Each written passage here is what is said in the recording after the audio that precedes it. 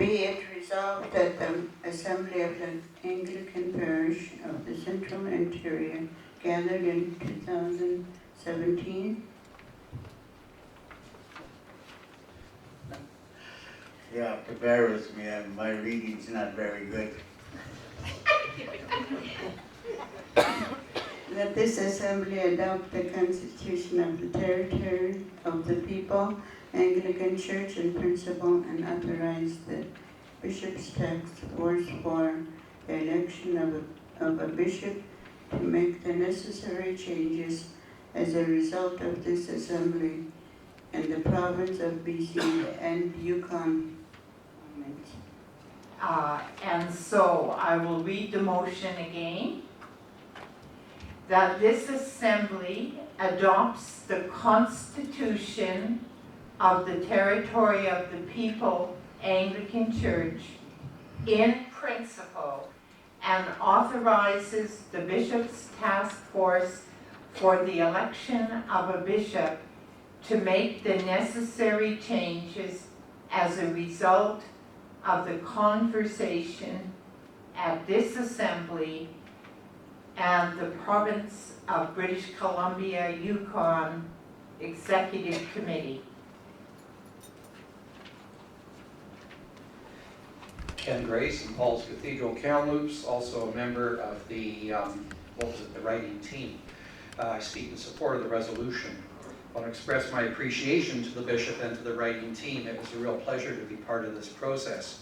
I learned a lot about both law and church. I appreciated the care with which the group attended to it, and in the midst, storytelling commenced. I still don't feel like I am one of us yet. I don't know when the penny will drop on that and I'll say that it's my story, because it isn't my story yet, although I'm involved in the present moment.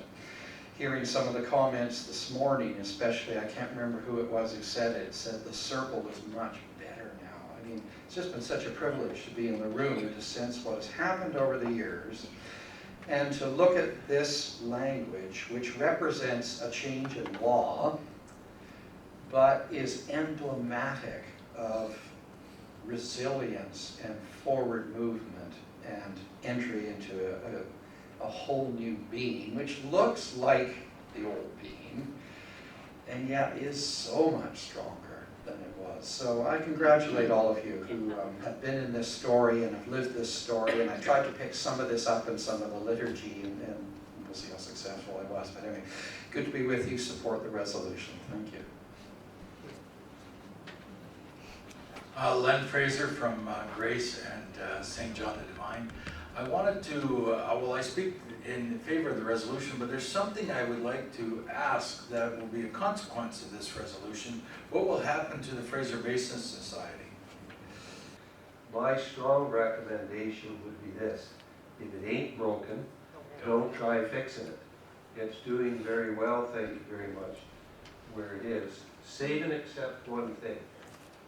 We have to, in all elements of our life, think about transition of leadership. And one of the things that is the case, and it's my fault because I was the person who drafted that society, one of the things that is not in the Fraser Basin Property Society, or at least,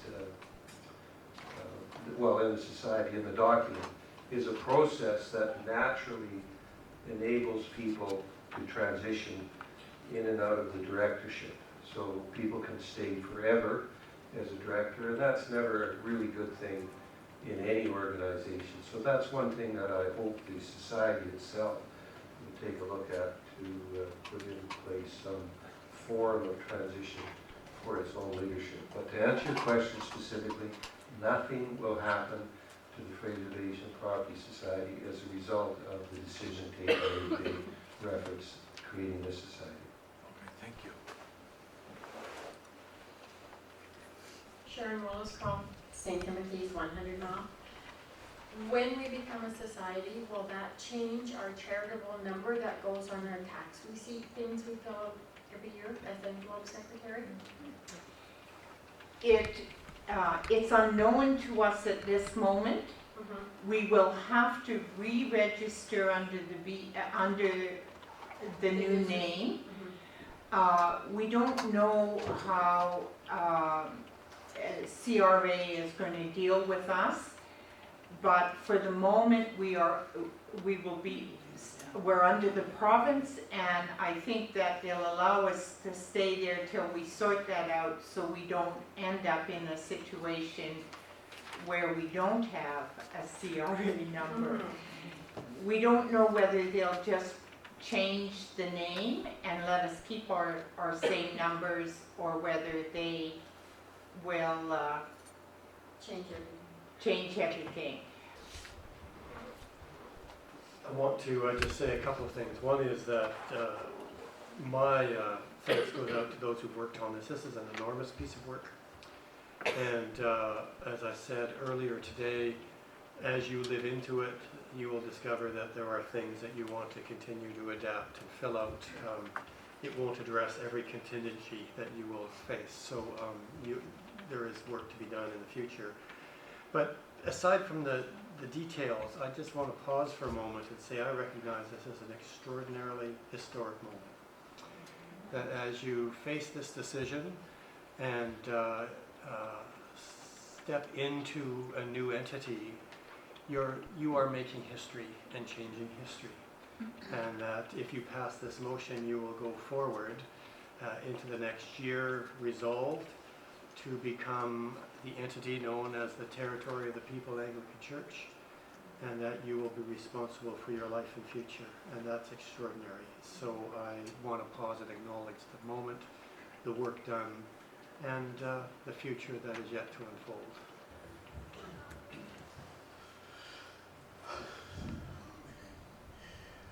Okay.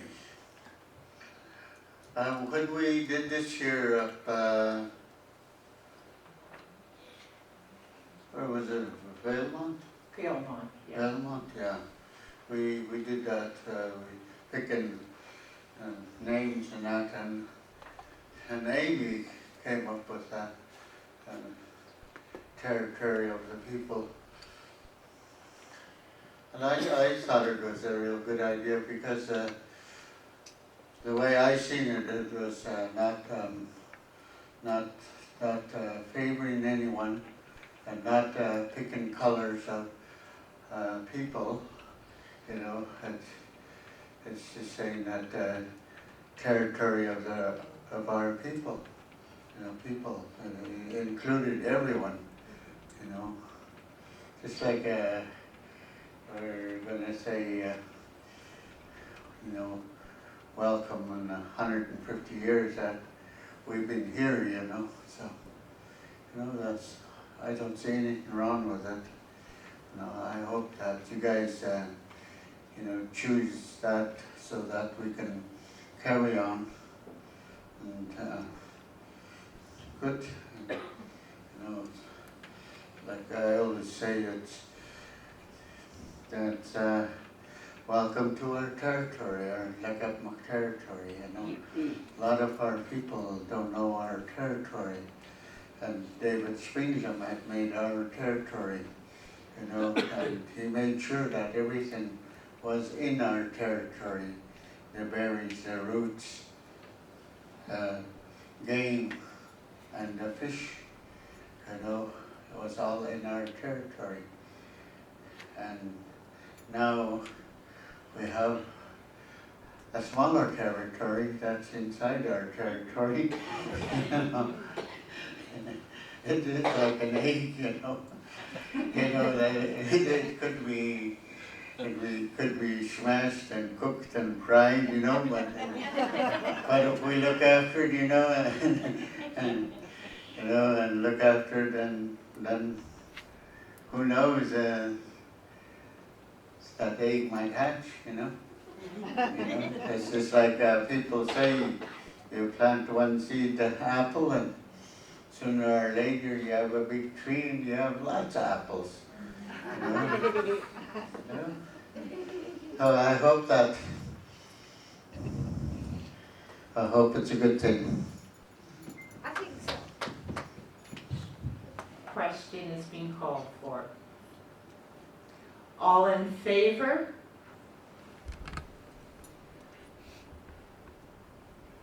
Those opposed? Those abstaining? The motion has carried.